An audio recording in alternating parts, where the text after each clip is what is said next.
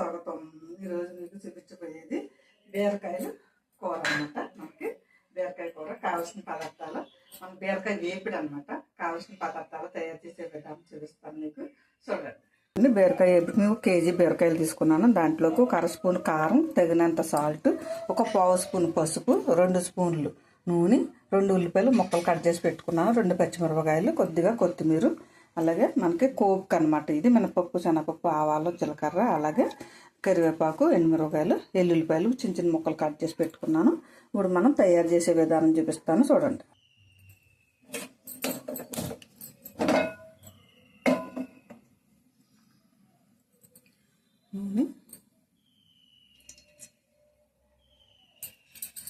కొద్దిసేపు నూనె కాగనిద్దాం.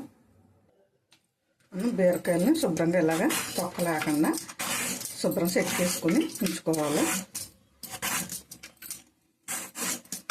అంటే ఇలా పొండిలాగా సెట్ చేసుకుంటే ఏపిడికి బాగుంటుంది అనమాట. కొంచెం కూడా తొక్క లేకుండా ఉండాలి, బాగా మగ్గిద్ది అనమాట. అప్పుడు నూనె కాగింది, మనకి వెల్లుల్లిపాయ ముక్కలు వేసేద్దాం.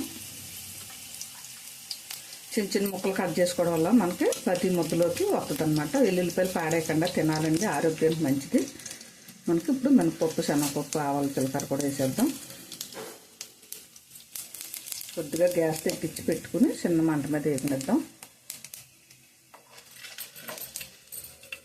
అలాగే కరివేపాకు వేసేద్దాం.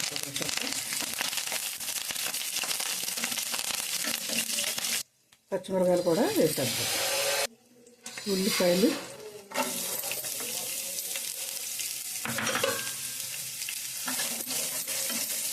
సేపు వేగనిద్దాం. ఇగో మనకి బీరకాయ ముక్కలన్నీ చక్కగా మెత్త చెక్కేసి శుభ్రం కట్ చేసి పెట్టాను.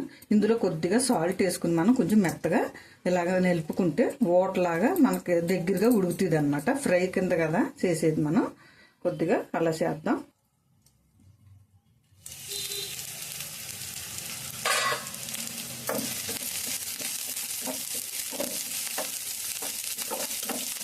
మనకి ఉల్లిపాయ అయితే వేగిపోయింది.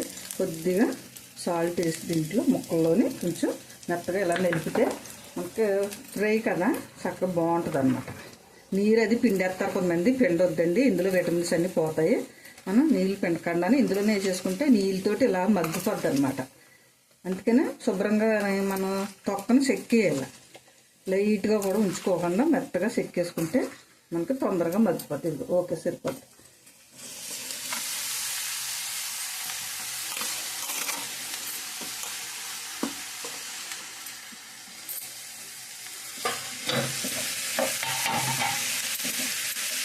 ఇది కొద్దిసేపు మనం అలాగా మూత పెట్టేసి ఉంచాం.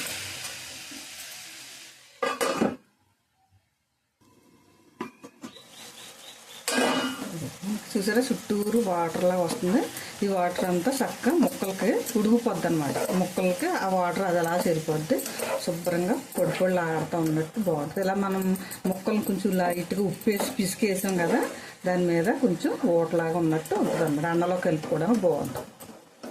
మళ్ళీ కొద్దిసేపు ఉంచేద్దాం. ఇప్పుడు మనం కొద్దిగా లైట్గా పసుపు, ఉప్పు, కారం అన్నీ వేసేసుకుందాం. మనం ఇందాక ఉప్పు వేసాం కదా, చూసుకుని వేసుకోవాలి. కొంచెం కొత్తిమీర,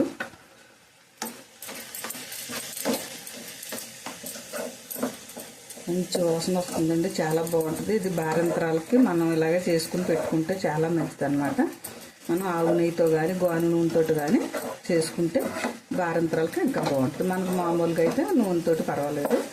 బారంతరాల కూర అన్నమాట, ఇది చాలా బాగుంటుంది అన్నమాట.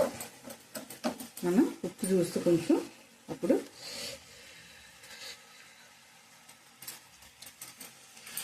కొద్దిగా పడుతుంది.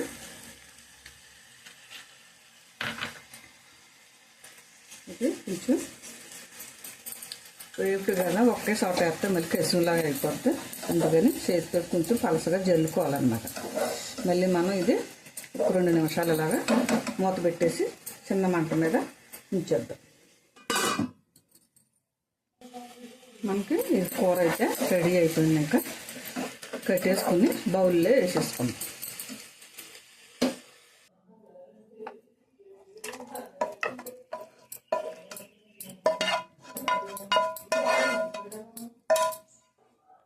మనకి బీరకాయ వేపుడు రెడీ అయిపోయింది. మనకి ఈసారి రైస్లోకి కానీ చపాతీలోకి కానీ చాలా బాగుంటుంది అనమాట.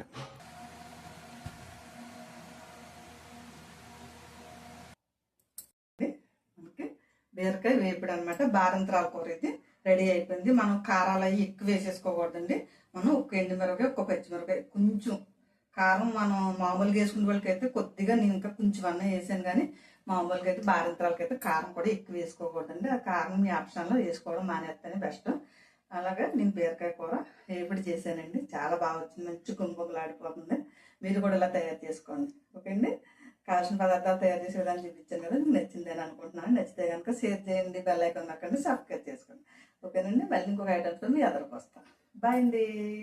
ఇది రైస్లోకైనా బాగుంటుంది, చపాతీలోకైనా బాగుంటుంది.